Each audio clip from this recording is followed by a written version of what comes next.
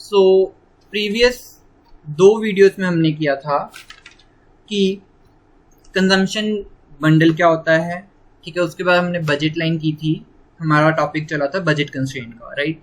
Budget line की थी, उसके बाद हमने किया था equation of budget line, right. Then equation of budget line के बाद उसकी प्रॉपर्टीज की थी, और उसके बाद हमने किया shift of budget line and rotation of budget line. Basically change in budget line का टॉपिक था, ठीक है। सो आज के क्लास में हम करेंगे that what happen when an individual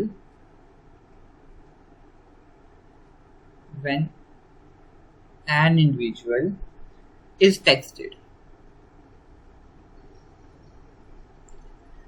जब एक इंडिविजुअल पे टैक्स लगता है, ठीक है, तब मेरी बजट लाइन कैसे रिएक्ट करती है, ये आज करेंगे। आज के टॉपिक में, आज की क्लास में ये टॉपिक कवर करेंगे, right. So let's start our topic।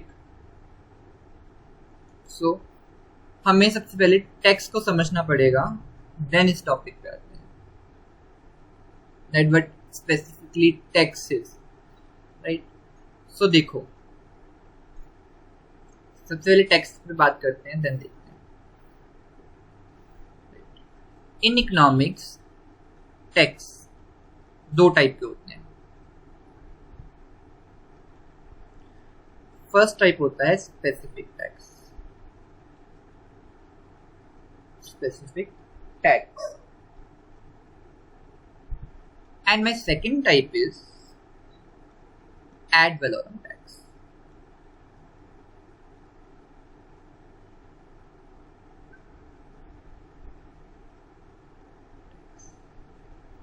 Let's start with specific tax. पहले स्पेसिफिक टैक्स को समझते हैं क्या होता है, देन समझते हैं एड वैलोरम टैक्स क्या होता है, राइट। सो पहले से स्टार्ट करते हैं स्पेसिफिक टैक्स, राइट। सो मेरा फर्स्ट टॉपिक रहेगा स्पेसिफिक टैक्स।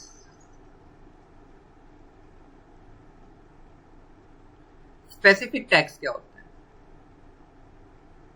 स्पेसिफिक टैक्स नाम से ही पता लग रहा है, कुछ स्पेसिफिक अमाउंट।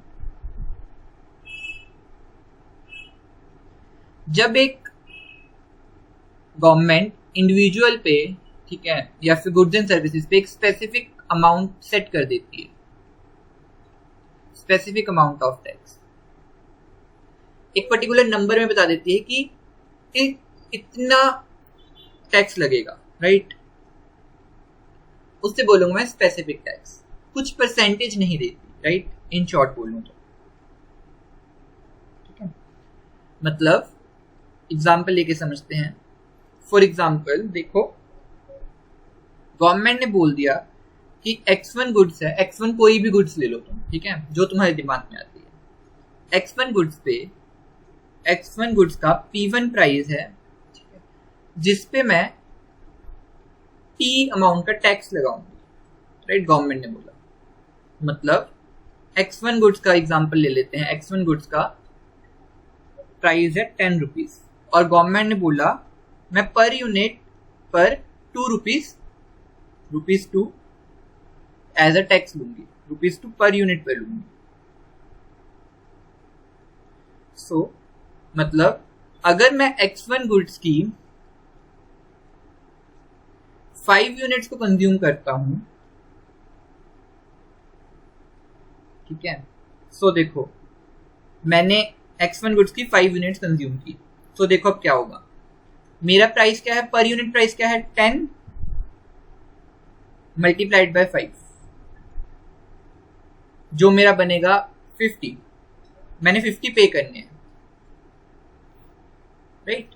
मैंने 50 रुपीज पे करने हैं। देन नाउ गवर्नमेंट ने बोला मैं पर यूनिट पे ₹2 टैक्स लूंगी,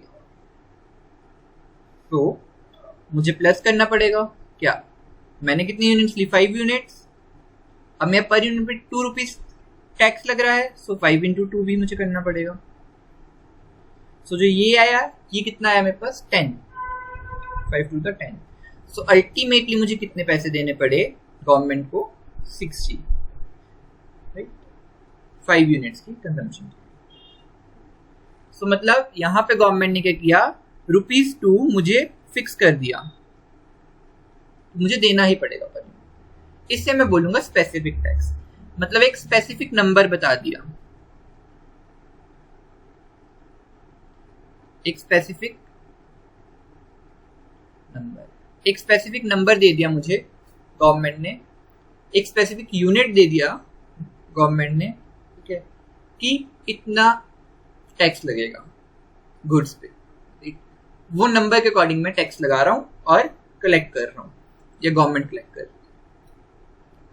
this is the concept of specific tax, that's it. एक स्पेसिफिक अमाउंट सेट कर देती है जब government. Now my second type is ad valorem tax, most important, ठीक है, ad valorem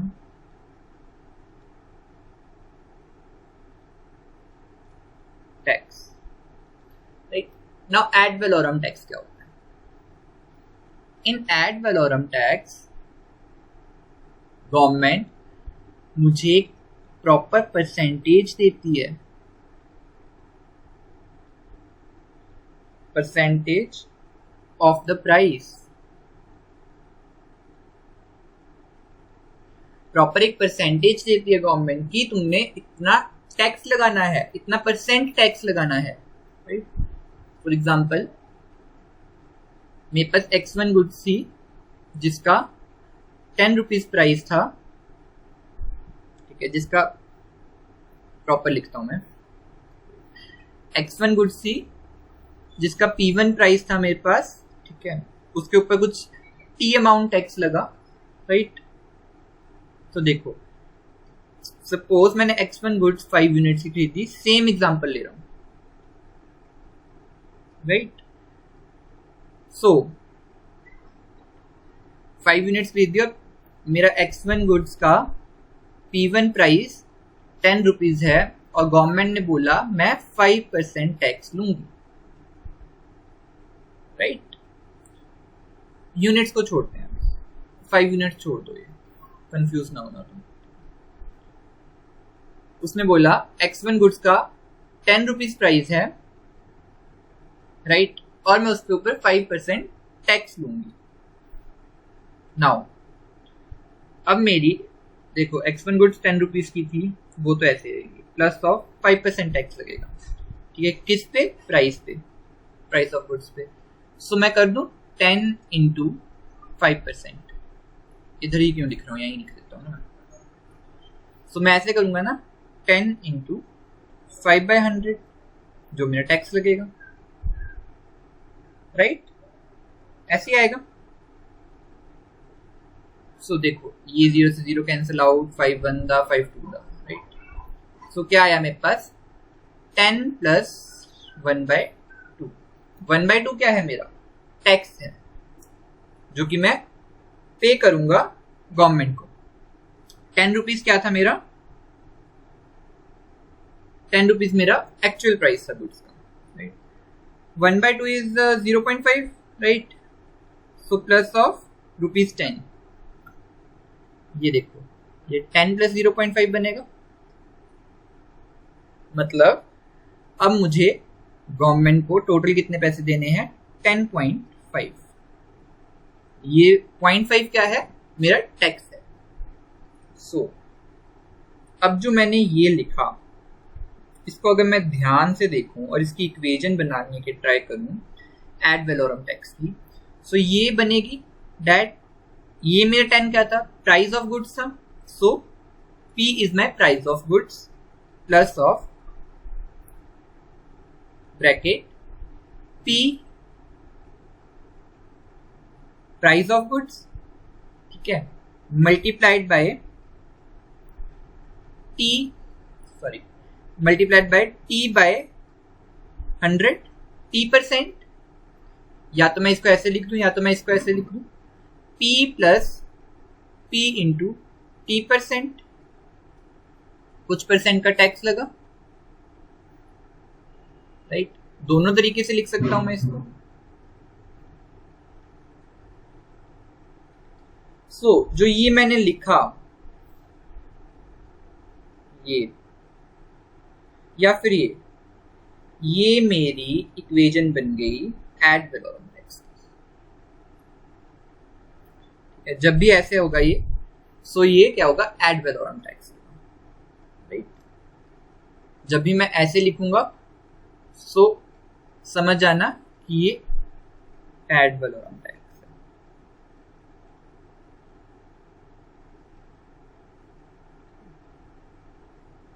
वेलोरम टैक्स, राइट। ऐसे नाउ देखो, अब देखो ध्यान से, इसी इक्वेशन को मैं आगे लेकर आता हूं। मैंने लिखा P plus P multiplied by T लिख देता हूं। अगर मैं कुछ परसेंट भी ना लिखूं, परसेंट मतलब कि अगर मैं इसको कुछ एक स्पेसिफिक वैल्यू में ले आऊं, जैसे मैंने यहाँ पे लाया 0.5, तो इसको T% लिखने की जरूरत तो नहीं है ना। सो अगर मैं इसको T लिखूं सिंपल ऐसे, राइट। सो अब मैं इसमें से P को कॉमन निकाल लूं, सो क्या बनेगा मेरे पास 1 प्लस T, अंदर मेरे पास ये बनेगा।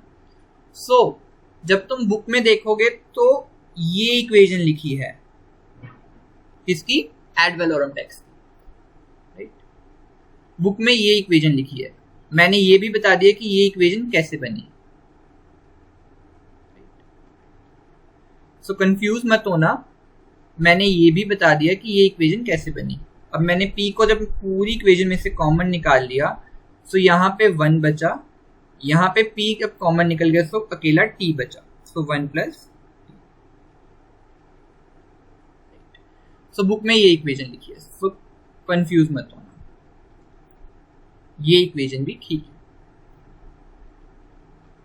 Right. So now ad valorem tax तो हो गया क्लियर, राइट। और हमें ये भी क्लियर हो गया दैट स्पेसिफिक टैक्स क्या होता है, राइट। नाउ अब देखते हैं what happen to the budget line when tax is imposed. क्या टॉपिक है मेरा, व्हाट हैपन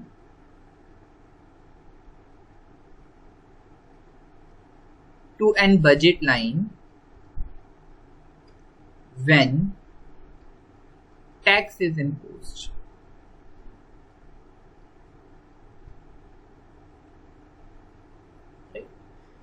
अब बजट लाइन पे क्या इफेक्ट आएगा जब टैक्स लगाऊंगा, जो मेरा टॉपिक था। इसमें कुछ केस बनते हैं, करते हैं। सबसे पहला केस बनता है when ad valorem tax is only on good one। जब मेरा ad valorem tax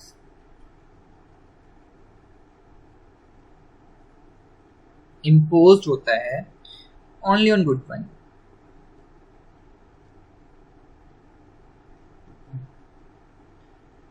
good one पे ही मेरा टैक्स लग रहा है, गुड टू पे मेरा टैक्स नहीं लग रहा। सो अब याद करो मेरी बजट लाइन की इक्वेशन क्या थी, वो थी मेरी P1x1 plus of P2x2 equal to M। This one is my budget line equation, right? अब सपोज, ठीक है, गवर्नमेंट ने टैक्स लगाया, टैक्स ऑफ 3%, कुछ परसेंटेज में लगाएगी ना वो टैक्स, एड वेलोरम टैक्स, कुछ 3% लगाया। सो मेरा न्यू प्राइस क्या बनेगा, गुड वन पे लगा टैक्स, गुड टू तो सेम रहेगी। सो गुड वन का मेरा न्यू प्राइस क्या बनेगा, वो बनेगा P1 plus of T times T/100, मतलब T/100 इंटू P1, जिसे मैं लिखूंगा 1 प्लस T/100 को कुछ मैं अगर एक कॉमन टर्म में ले आऊं, ठीक है, इंटू P, वही पीछे वाली इक्वेशन, ये मेरा न्यू प्राइस बना।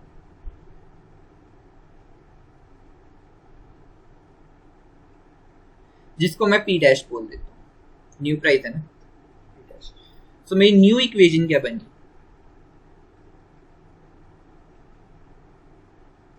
न्यू इक्वेशन मेरी बनी दैट पी डैश जो कि मेरा न्यू प्राइस है into x1 goods,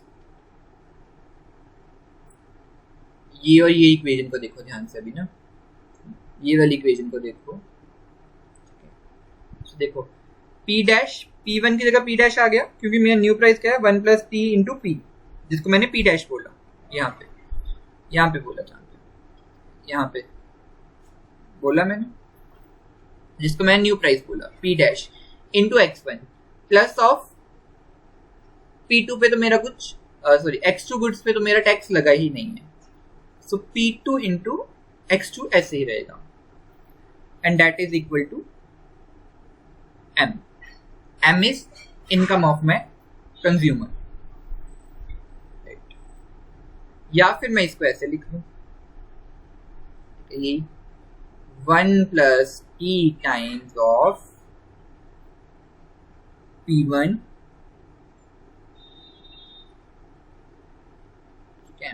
1 P1 plus of P2 x2 तो सेम ही रहेगा, P2 x2 equal to M.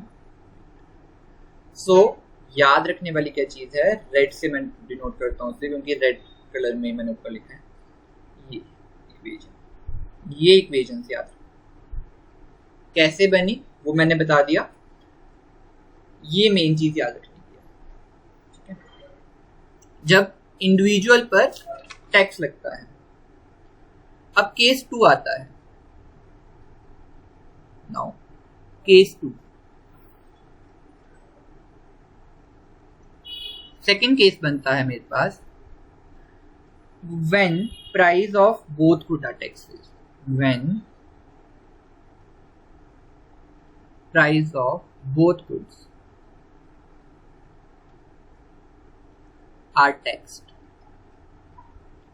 अब जब दोनों गुड्स पे टैक्स लग गया तब क्या होगा, तब मेरी बजट लाइन की इक्वेशन कैसे चलेगी। देखो मेरी बजट लाइन की इक्वेशन थी P1 x1 plus of P2 x2 is equal to M। अब दोनों पे लग गया, सो दोनों पे जब लगेगा तो ये आएगा 1 plus P1 x1 plus of 1 plus P2 x2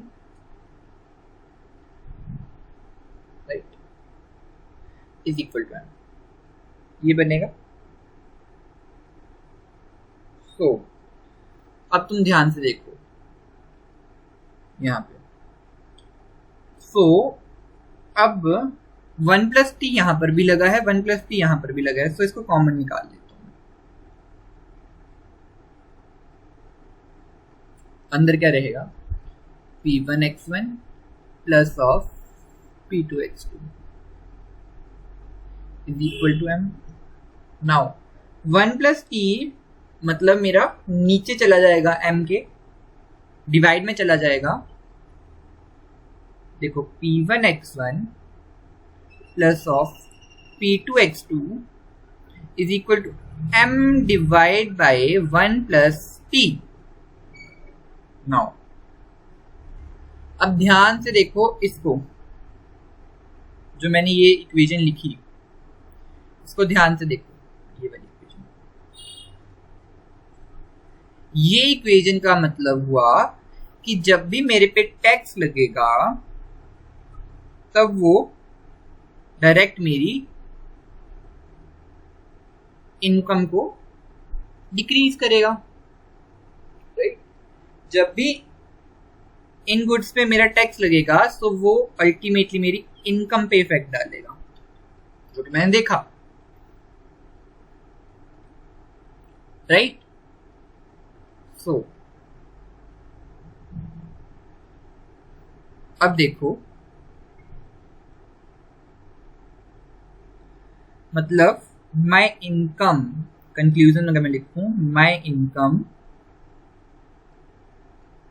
gate decreased by some amount, my income get decreased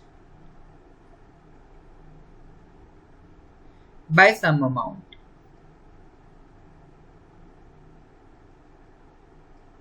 कुछ अमाउंट से मेरी इनकम डिक्रीज हो गई. अब बट तुम ध्यान से देखना, ये इक्वेशन है चाहे मेरी ये इक्वेशन है जब मेरा टैक्स लगा था गुड्स पे, ये इक्वेशन ले लो, चाहे मेरी अल्टीमेट फर्स्ट बजट लाइन की इक्वेशन ले लो, ये वाली अलग कलर से हाईलाइट करता हूँ, चाहे मेरी बजट लाइन की ये वाली इक्वेशन ले लो, चाहे मेरी बजट लाइन की टैक्स वाली इक्वेशन ले लो, ये जो ग्रीन कलर से हाईलाइट किया, इन दोनों की स्लोप सेम. ध्यान से देखना, इन दोनों की स्लोप सेम होगी. अब तुम्हें स्लोप तो पता है क्या होती है, राइट? निकाल के देख लेते हैं, स्लोप. देखो, जब मैं फर्स्ट इक्वेशन की स्लोप निकालूंगा तो वो निकलेगी P1 upon P2 minus P1 upon P2. Minus is just for downward sloping. So ये निकलेगी, P1 मेरा ये है, P2 मेरा ये है. नाउ सेकंड केस देखो, सेकंड केस में मेरा 1 plus T P1 upon 1 plus T P2 ये निकलेगी स्लोप. 1 प्लस T कट गया, सो बचा क्या? P1 upon P2. सो ध्यान से देखो, चाहे मेरा टैक्स लगा बट मेरी स्लोप सेम रही. ठीक है, मतलब जब मेरा टैक्स लगता है तब मेरी बजट लाइन शिफ्ट होती है, राइट? तब मेरी बजट लाइन शिफ्ट होगी. नाउ अब देखो, नीचे आते हैं अब थोड़ा. सो देखो, अगर मैं इसे ऐसे लिखूं कि मेरी इनकम, जो मेरी टोटल इनकम थी, माइनस बाद में मेरी इनकम पे टैक्स लग गया,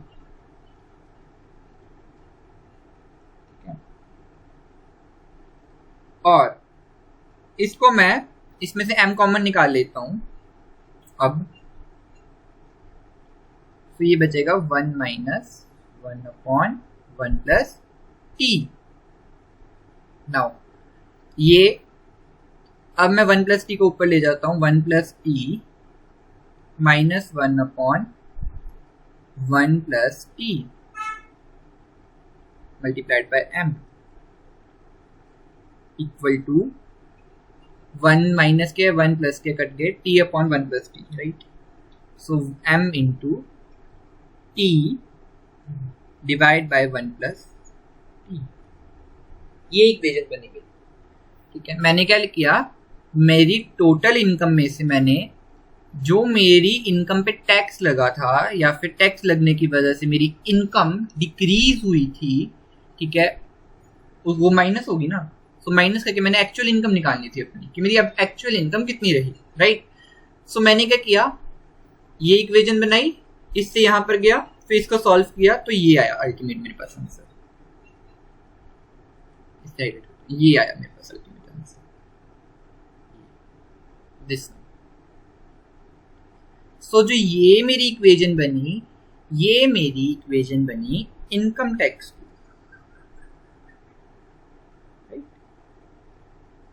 ये जो है ये मेरा इक्विवेलेंट टू इनकम लॉस हुआ ना.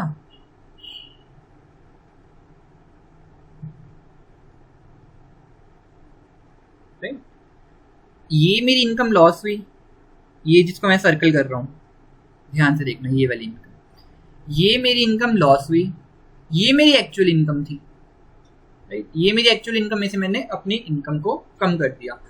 सो मैंने जब सॉल्व किया तो मेरे पास ये इक्वेशन आई. अब जो ये इक्वेशन आई, ये मेरा इनकम लॉस है. इनकम टैक्स की इक्वेशन भी बोल सकते हैं, बट वो थोड़ा गलत हो जाएगा. सो ये मेरी इनकम लॉस की इक्वेशन है.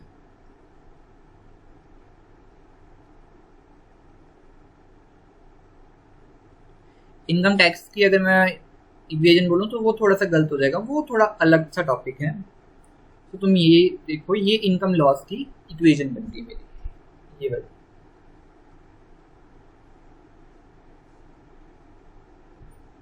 राइट, ये बन गई। अब next topic,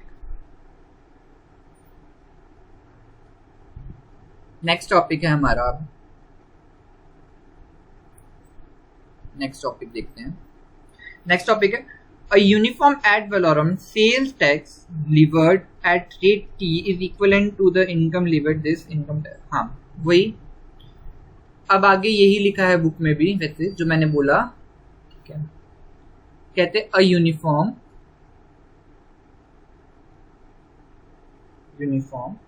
ad valorem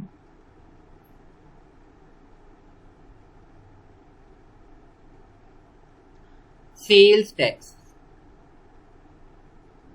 add valorem sales tax, ठीक है। जब मैं कुछ गुड सेल करूंगा तभी टैक्स लगाऊंगा ना, sales tax. Believed at rate T%, at rate T percent नहीं लिखा है, T लिखा है, at rate T is equivalent to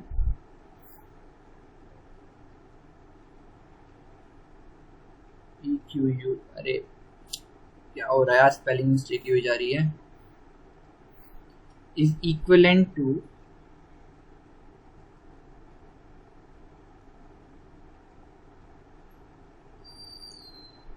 to an income believed.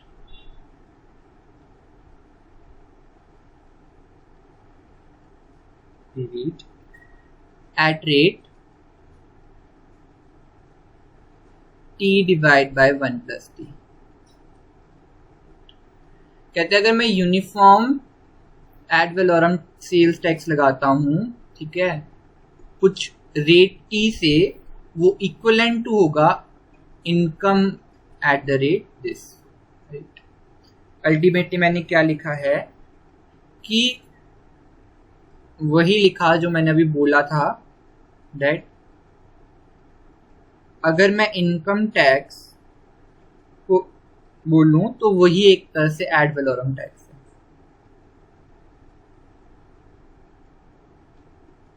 वही मेरा एक तरह से एड वैलोरम टैक्स है। ये कंक्लूजन निकला जो मैंने ये लिखा। मैं बोल सकता हूँ, ठीक है, इनकम टैक्स को मैं एड वैलोरम टैक्स बोल सकता हूँ इन सम केसेस, बिकॉज अल्टीमेटली तो वो मेरी इनकम पे इफेक्ट डाल रहा है ना टैक्स, मेरी इनकम में से ही तो जा रही है टैक्स। सो ये है, सो ये था मेरा टैक्स का टॉपिक, ठीक है, that what happen when individual is taxed, right. So अगर ये हो ही गया है हमारा टॉपिक, तो एक नया टॉपिक कर ही लेते हैं, ठीक है, that is food stamp programme. थोड़ा सा ही इसको डिस्कस करूंगा क्योंकि अगर फूड स्टैम्प मैंने इसी वीडियो में कवर किया तो वीडियो लंबी चलेगी, तो बस थोड़ा ऊपर से बता दूंगा, बाकी नेक्स्ट वीडियो में करते हैं। That food stamp programme, food stamp programme.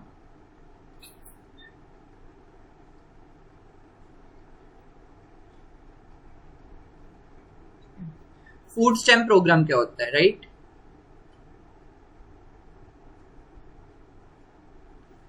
Then now देखो फूड स्टैम्प प्रोग्राम क्या होता है। ये food stamp programme is nothing, ठीक है। सबसे पहले हम फूड स्टैम्प समझते हैं क्या होता है, राइट। सबसे पहले हम write what is food stamp ये देखते हैं, ये क्या होता है food stamp, right. So food stamp is nothing, ठीक है। फूड स्टैम्प आर कूपन्स, कहते फूड स्टैम्प्स क्या है, are coupon.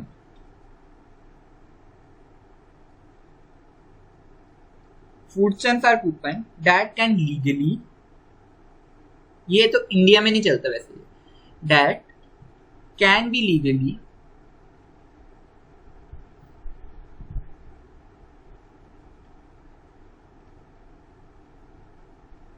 that can be legally exchanged only for food. Exchanged only for food. Food stamps क्या होती हैं? ये एक तरह के कूपन है, टाइप ऑफ कूपन है, ठीक है, जो कि हम लीगली एक्सचेंज कर सकते हैं सिर्फ कंजम्पशन ऑफ फूड के लिए, राइट? वो होता है फूड स्टैम्प प्रोग्राम. ये डिपेंड करता है कि कितने तुम्हें स्टैम्प्स मिलेंगे, वो तुम्हारी डिपेंड करता है तुम पॉवर्टी लाइन पे. दैट ठीक है, पॉवर्टी लाइन. ठीक है, जो ये फूड स्टैम्प्स तुम्हें कितने कूपन्स मिलेंगे, कितने कूपन्स तुम्हें गवर्नमेंट देगी, वो तुम्हारी पॉवर्टी लाइन पे डिपेंड करता है कि कंज्यूमर बिलो पॉवर्टी लाइन आ रहा है, अबव आ रहा है, या ऑन पॉवर्टी लाइन आ रहा है. ठीक है, वो डिपेंड करता है कंज्यूमर की फाइनेंशियल कंडीशन क्या है, राइट? इनकम स्टेटस क्या है. सो ये होता है फूड स्टैम्प. अब फूड स्टैम्प प्रोग्राम क्या है? फूड स्टैम्प प्रोग्राम में गवर्नमेंट कंज्यूमर को या फिर गवर्नमेंट अपने कंट्री के कंज्यूमर्स को कुछ फूड स्टैम्प्स देती है according to their income status, ठीक है, या फिर पॉवर्टी लाइन के कितने नीचे हैं लोग, या फिर जस्ट लाइक दैट. ठीक है, सो वो देती है कूपन्स, एंड वो कूपन्स के बदले फूड ले सकते हैं, लीगली एक्सचेंज कर सकते हैं वो कूपन्स. ठीक है, गवर्नमेंट के पास ही जाकर. तो वो होता है फूड स्टैम्प प्रोग्राम, राइट? सो इसके आगे ग्राफ बनते हैं जब फूड स्टैम्प इशू होते हैं, और मैक्सिमम टाइम, ठीक है, फूड स्टैम्प्स ब्लैक मार्केट में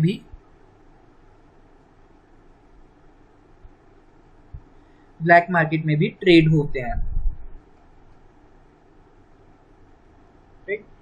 फूड स्टैम्प्स ब्लैक मार्केट में ट्रेड होते हैं.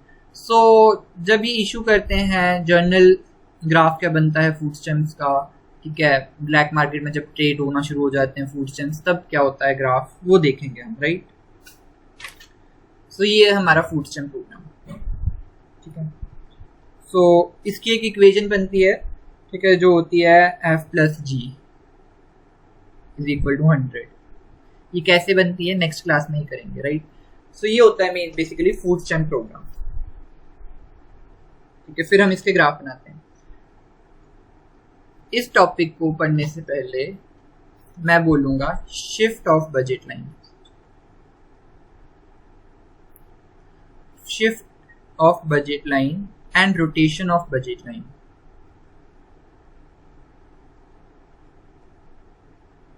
Must revise. ये दो टॉपिक्स की रिवीजन जरूर चाहिए. ठीक है, ये दो टॉपिक्स तो रिवाइज करके आना नेक्स्ट क्लास के लिए, बिकॉज ये दो टॉपिक्स बहुत ज़्यादा काम आएंगे इस टॉपिक को समझने के लिए, राइट? सो अगर तुम्हें ये शिफ्ट एंड रोटेशन क्लियर होगा कि शिफ्ट ऑफ बजट लाइन क्या होती है, रोटेशन ऑफ बजट लाइन क्या होती है, ठीक है, और एक इसमें जो टॉपिक आता है छोटा सा न्यूमेयर प्राइस का,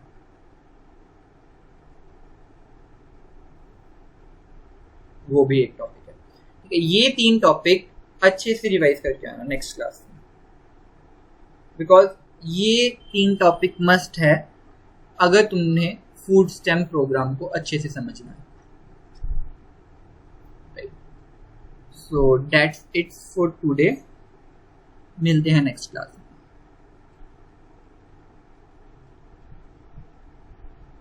थैंक यू.